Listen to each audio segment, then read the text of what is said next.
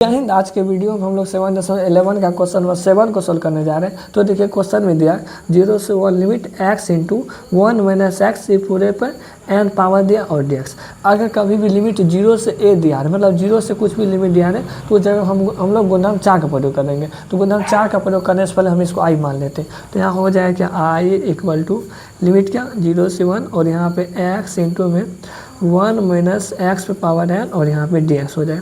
अब यहाँ पर हम गुणनखंड 4 का प्रयोग करेंगे। तो देखिए गुणनखंड 4 होता है क्या, गुणनखंड 4 होता है अगर कभी भी लिमिट 0 से कुछ भी दिया है, यही होता है ना। अगर लिमिट 0 से कुछ भी दिया है और f है dx कोई फंक्शन है तो यहाँ पर हम गुणनखंड 4 का प्रयोग करेंगे।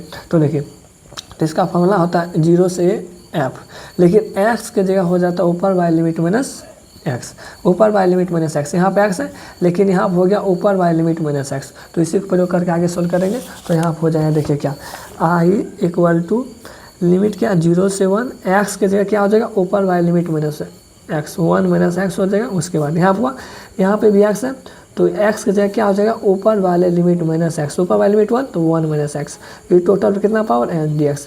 आप यहाँ पर लिख सकते हैं गुणनखंड 4 से। तो आगे आई इक्वल टू क्या होगा लिमिट 0 से 1 हो जाएगा, उसके बाद 1 माइनस एक्स हो जाएगा। उसके बाद देखिए ई माइनस अंदर गुना कीजिए तो माइनस माइनस हो जाएगा, माइनस इंटू माइनस कितना प्लस एक्स हो जाएगा, एक्स पावर कितना एन और डी एक्स हो जाएगा।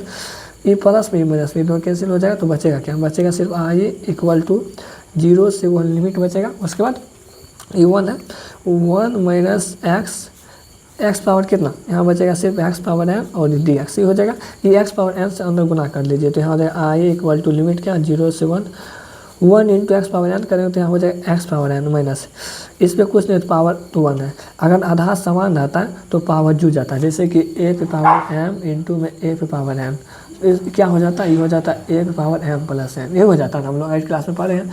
अगर पावर बराबर है मतलब अगर आधार बराबर है तो पावर जुड़ जाता है। यहाँ भी आधार ही है, यहाँ पर आधार ही है तो पावर को दोनों को जोड़ती है। इसी तरह यहाँ पे देखिए यहाँ पे भी एक्स, यहाँ पे भी एक्स, तो इन दोनों का पावर जुड़ जाएगा तो यहाँ हो जाएगा एक्स पावर एन प्लस 1 ही हो जाएगा। उसके बाद कोस्ट 1 और अब डी एक्स।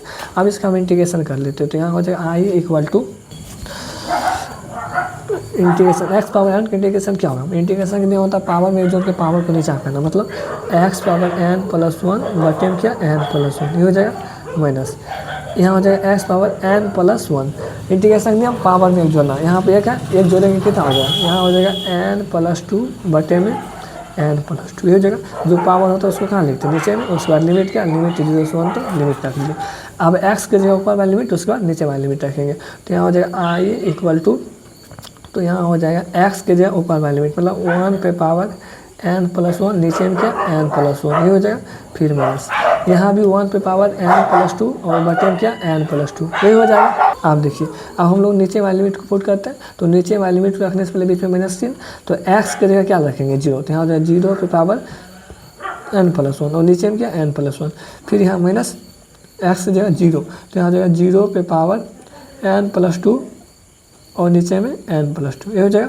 इसको आगे सॉल्व कर लीजिए तो यहाँ हो जाएगा क्या आई इक्वल टू क्या हो जाएगा 1 पे कुछ भी पावर है 1 नहीं होता है, 1 पे कुछ भी पावर है एन प्लस 1 पावर है तो इसका वैल्यू कितना हो जाएगा 1 नहीं होगा, क्या 1 पे कुछ भी पावर है उसका वैल्यू 1 हो जाता है।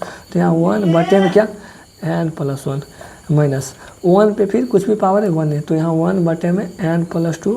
उसके बाद देखिए ये टोटल 0 हो जाएगा कि यहाँ पे 0 है 0, यहाँ पे 0 है 0, मतलब ये टोटल कितना 0 हो जाएगा। तो इसको हटाइए तो यहाँ हो जाएगा आई इक्वल टू इसका और इसका एलसीएम करेंगे तो क्या होगा, इसका और इसका एलसीएम करेंगे तो एक्स प्लस 1 हो जाएगा और एन प्लस 2 हो जाएगा, ये हो जाएगा एन प्लस 1 होगा और एन प्लस 2 ये माइनस 0 तो इसको हटाइए। तो यहाँ आप देखिए एन प्लस 1 से एन प्लस 1 कैसे तो यहाँ हो जाएगा एन प्लस 2 हो जाएगा, उसके बाद माइनस, उसके बाद एन प्लस 2 से एन प्लस 2 कैंसिल तो ये एन प्लस 1 यहाँ हो जाएगा, तो एन प्लस 1 यहाँ हो जाएगा।